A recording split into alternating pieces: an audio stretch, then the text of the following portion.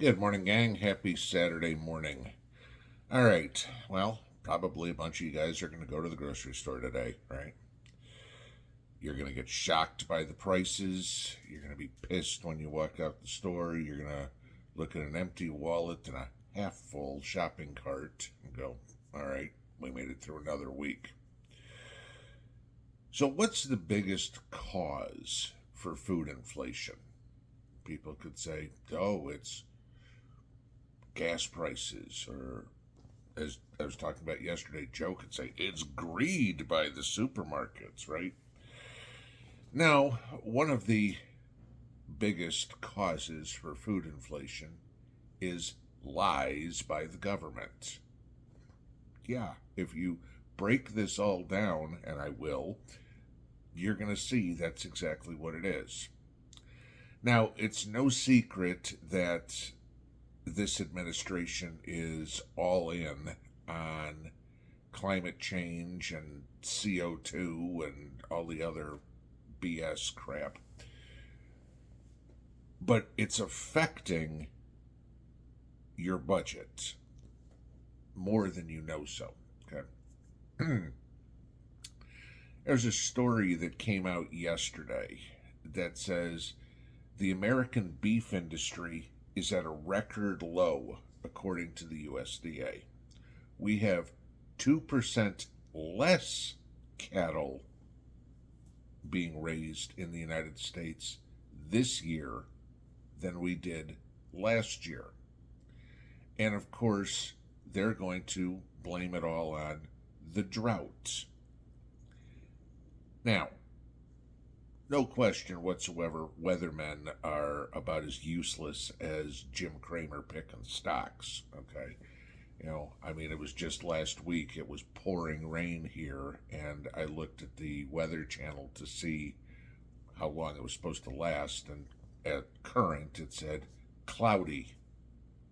But no, you look at your computer models, I'll look out the window. I can see rain, you can't, okay? So we've been told for years now that we're in a drought, okay? And I will agree. So I want you to look at this. This first picture here is the U.S. Drought Monitor from the end of January 2022. Yeah, we were in a drought. So now let's take a look at the second picture. This is the end of January 2023. Yeah, we're still in a drought. Now let's take a look at this picture. This is the U.S. Drought Monitor from just a couple of days ago. Doesn't look so bad. Now, of course, if you're in New Mexico, oh, I don't know, that's the desert, okay? Yeah, it looks pretty crappy.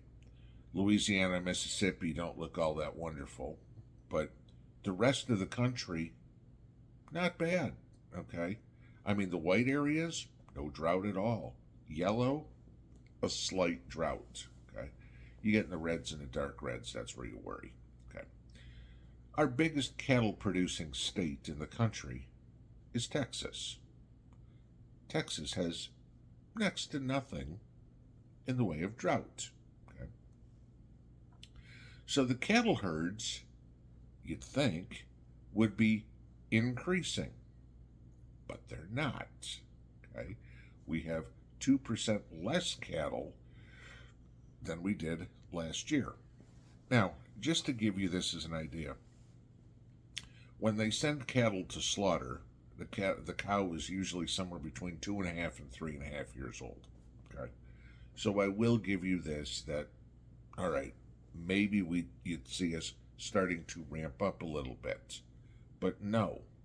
If you remember talking about it last year, the cattle ranchers were culling their herd because they couldn't afford to feed them.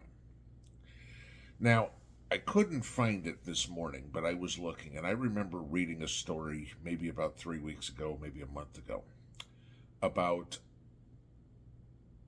the weather forecasters telling everybody how bad the drought was going to be and there was going to be no grass, and this is why the farmers were culling herds in the last couple of years.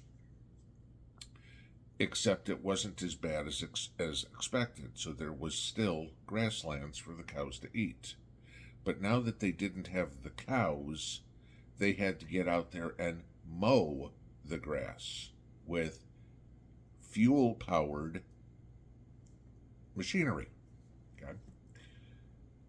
So, hey, climate changers, what's more dangerous to your precious little imaginary climate change crap? Cow farts or exhaust from tractors? Just ask them, okay? So they're trying to lie to us to get the amount of beef down. We've all heard of Impossible Meat and Beyond Meat and all this sort of crap. Eat bugs, do whatever. Let's cross our fingers that most of the liberals start eating all this lab-grown meat and bugs, and that'll leave the real food for the rest of us. Okay? You know, they can eat all the crap, die an early death from all the chemicals they're eating, and we'll stick with what we got. So here's the problem. In the United States, we consume, collectively, roughly 15.6 billion pounds of beef a year. Okay? Here's the scary part. Increasingly, every year, we are importing more and more and more of that. In 2023, we imported nearly 3.5 billion pounds of meat. So more than 20% of our meat, our beef, is imported. Okay?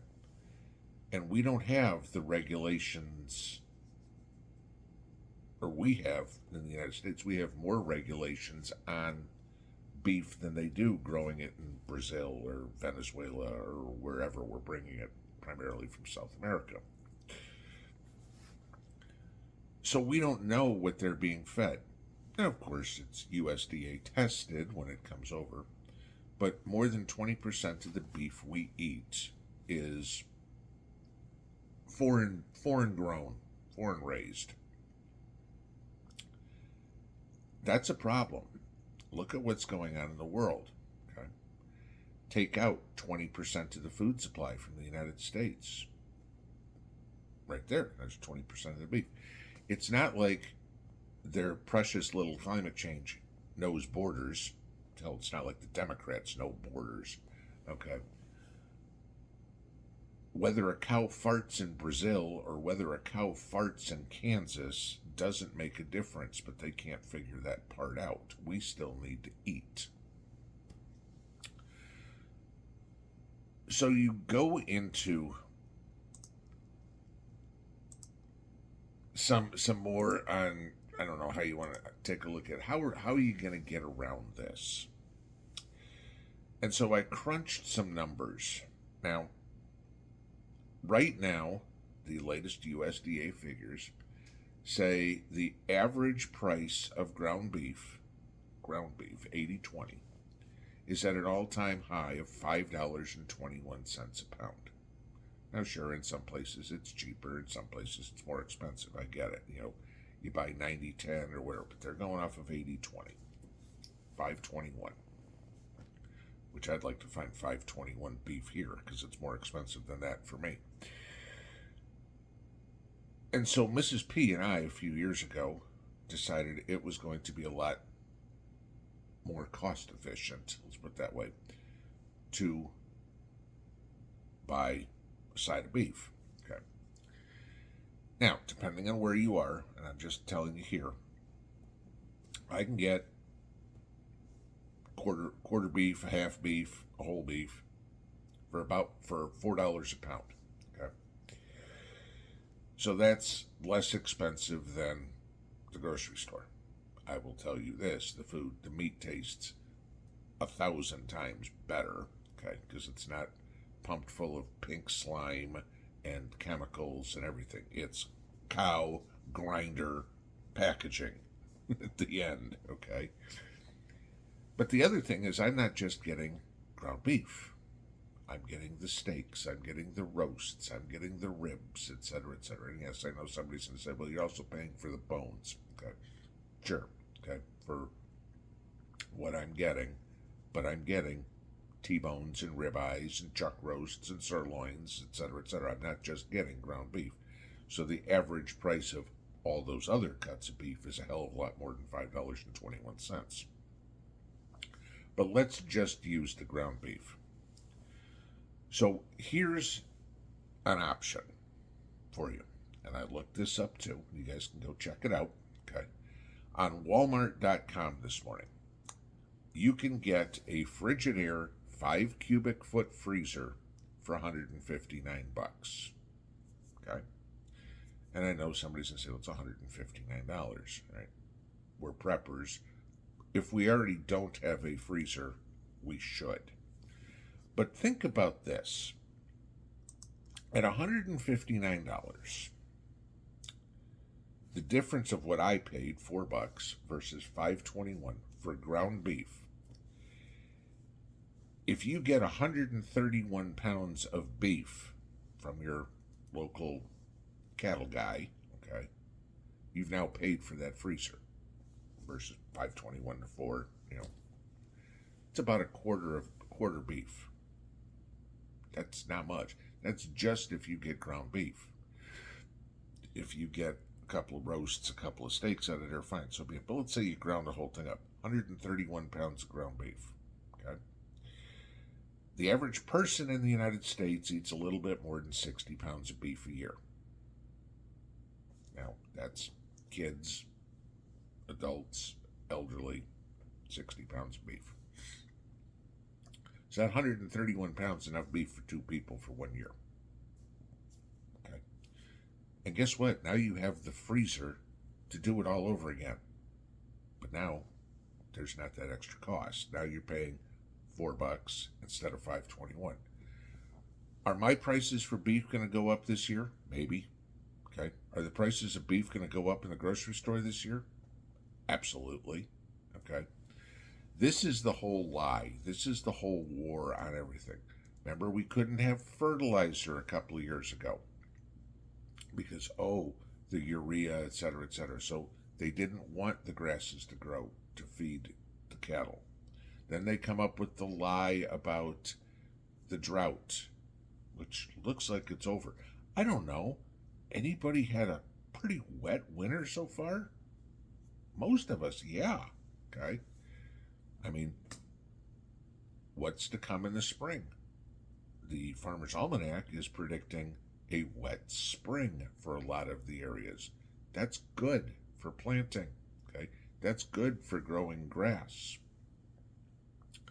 But no, the Biden administration wants to keep telling people, we don't have any water. You can't use fertilizer. There's no meat available. You need to cull the cattle because we're going to make everything more expensive where you can't eat. Our goal as preppers is to beat them at their own game. And how do we know that? Or how do we do that? It's by knowing the truth, which is the one thing that this administration has never, ever told us. Pinball out.